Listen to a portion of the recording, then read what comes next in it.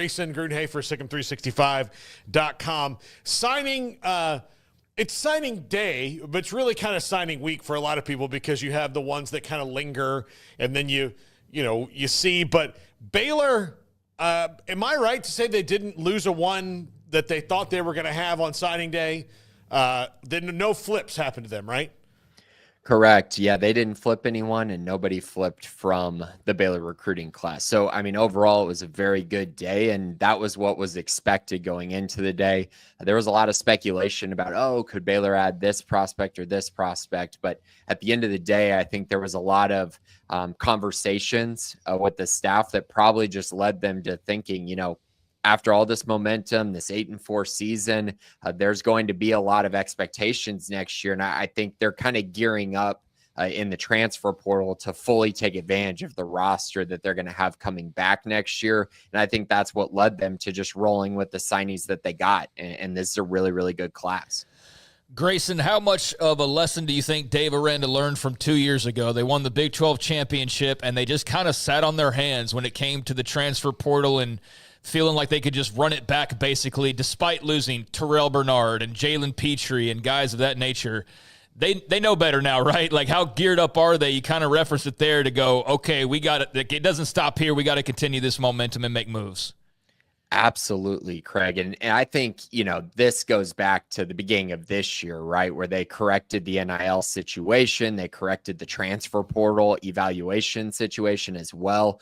Two parts that were very lacking, especially after the Big 12 championship season, in which you just, they kind of sat back and were relying on development. And that development didn't fully come through, obviously, in 2022. And so now they're where they're at. But I think there's definitely been a lot of learning throughout this process. And also just, it's a changing environment of college football. It feels like every single year. And so now you got 105 roster spots. You got, walk-ons are basically feeling like, some conversation about that basically becoming extinct. There's just a lot of things that change every single year. And I think staying up to date with those things is really important. If you fall behind in those areas, it can cause you to really lose out on what could be a special year. And I think Baylor knows, they returned some really key pieces. They have a really good recruiting class. They built momentum from this 8-4 run. And now I think they feel like they're going to be real players for a lot of very high-profile prospects and guys who really fill needs for them on this roster going into the 2025 season. Another change in 2024 that I'm really glad they made was having the signing day press conference. He had not been doing that, and I think it's just an important thing to do and a good thing to do and some easy PR, quite frankly, especially when you're riding a positive wave like they are. Was there anything that he said about a particular prospect or just anything in general that stood out to you from that signing day press conference? It was really cool to see that. I think obviously with them being on campus for, bowl season that's getting set to gear up, I think with signing day being earlier, I think those things probably played a part in making this pretty easy to happen. And so, yeah, it was great to hear from him. He talked about a lot of different things. I think the things that really stand out to me are the bigger picture things as opposed to just individual prospects. So, him talking about Keenan Hall and what he's meant, but also what Jake Spavital's offense meant for this program and their ability to recruit the DFW area. Those two pieces coming together really gave them a great shot at landing quite a few high-profile prospects, especially offensive prospects, which they absolutely had to address during this recruiting class. Outside that, I think it was just typical things. He got asked about the transfer portal and didn't really give too specific of an answer. He mentioned like 5 positions. I'm of the opinion that they're probably going to end up taking, 10 to 15 prospects. So he didn't dive too deep, but the ones that he did mention were the ones that I feel like we've talked about already, whether it's wide receiver, offensive line, the trenches in general there. And then, of course, the secondary, which they're losing some pieces, but I think really they're just trying to get better, right? It's not so much that they're losing, everyone in the secondary. I think more so it's about, how do you add to fill in for those pieces, but also how do you add more talent to that room and more kind of impact players? I think those are kind of all the questions that he mentioned, and those positions sound pretty on point for me. But I would also say, the way he mentioned it, they're going to take more than just, 5 or 6 guys, which is kind of what it felt like he was saying. Grayson, what do you expect the portal to focus on? I think it's some of the things that, Aranda mentioned, obviously. Wide receiver is a big one.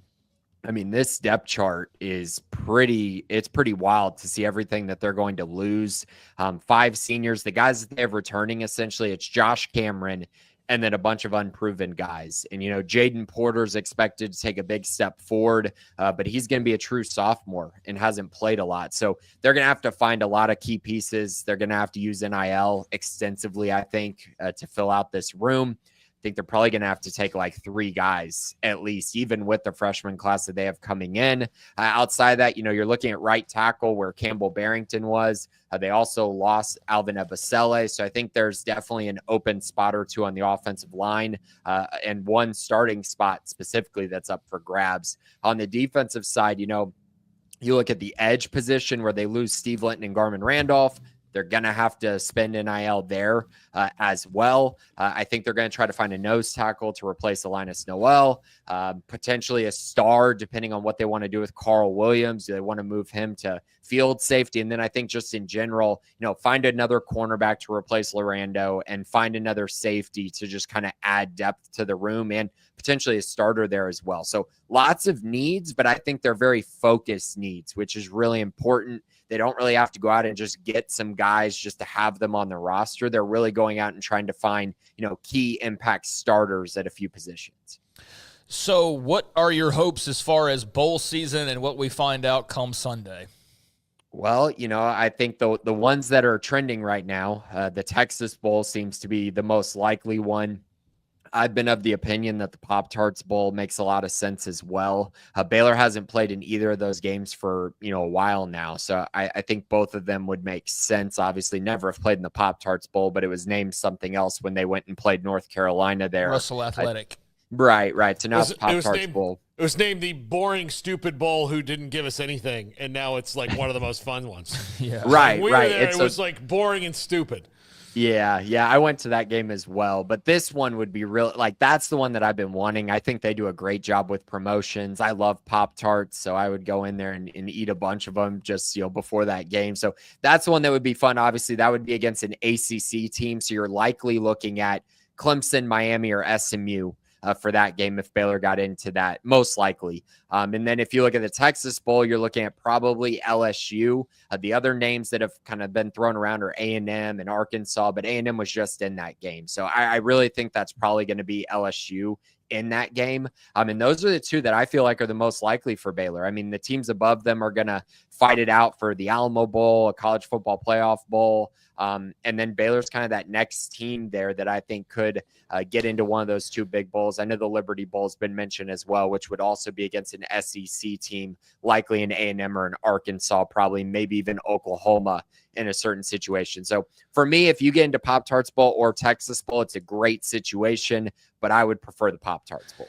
If Garrett had to watch LSU get beat by Baylor, he would have a conniption, man.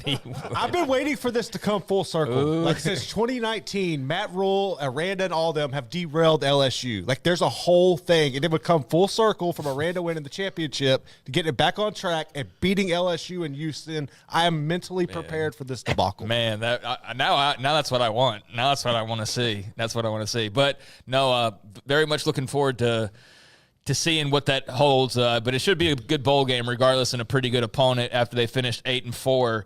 So all Big 12 awards came out earlier this week, and I know like the program kind of said, well, hey, what about Sawyer Robertson? I mean, he's had this great year, and maybe they felt a little bit disrespected. Texas Tech, everybody else is doing the same thing with their guys, like Joey McGuire, why is Taj Brooks not first team, blah, blah, blah. So that's what you get during these award seasons. But did anything pop out to you as far as the all Big 12 awards? I thought that like Bryson Washington was going to get the Newcomer of the Year award, and I think Jordan Tyson took that one instead. But anything pop out to you as far as those accolades go, and any snubs, if you will?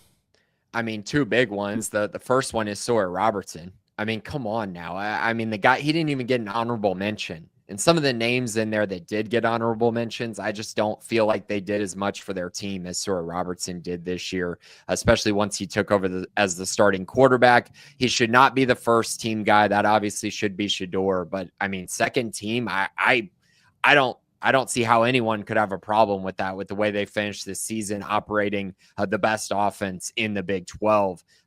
That's pretty, I don't know. That's pretty crazy to me. The other thing that stood out to me is we've talked about Dave Aranda a lot. We've talked about, some of the things in the past that, maybe didn't quite work out, but him being defense coordinator this year, but also coaching linebackers and then having 2 linebackers on first team all Big 12 is special stuff. And one of those guys was, let's just be honest about it. They had a JUCO guy that they brought in, which JUCOs, that's very hit or miss. And they didn't just hit. KT Thomas is one of the best linebackers in the Big 12, if not the best, honestly. He's definitely up there. And then a guy, Matt Jones, who I swear, Baylor fans have not been high on him at all for a long time. And he's had his ups and downs. For this guy to have the kind of year that he just did, for him to develop the way that he did and for him to just consistently make plays, it's super impressive. And I think with this linebacker class that they have coming in with KB Winston, Caleb Burns, Trent Spence, they have a great opportunity here to continue to develop that position and really turn it into a big positive, which under Aranda, for the most part, it has been, but trying to get back to where they were when they had Terrell Bernard and Dylan Doyle, they finally did that this year, and now it's just about sustaining that.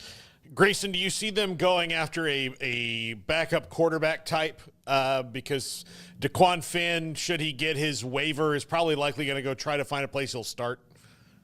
I do. I think that would be smart. I know there's been a lot of questions about, can Nate Bennett be the backup quarterback? Can Edward Griffin be the backup quarterback? And I understand those questions, but those 2 guys are very young. And really, I don't think it's a slight to them at all by saying, yeah, Baylor should go out and get an older guy, because again, the hopes next year are to win a Big 12 championship for Baylor and to make a college football playoff. And so if something did happen with Sora Robertson, I think it would be wise for them to have an older guy who's played a lot of games maybe, but just it hasn't all, maybe come together for that guy, but maybe injuries or something like that. I think finding a guy like that could be really important. I don't necessarily think they're going to take a young guy, but I do think that looking for a guy with experience, if they can find the right one, would be a very smart move and makes a lot of sense.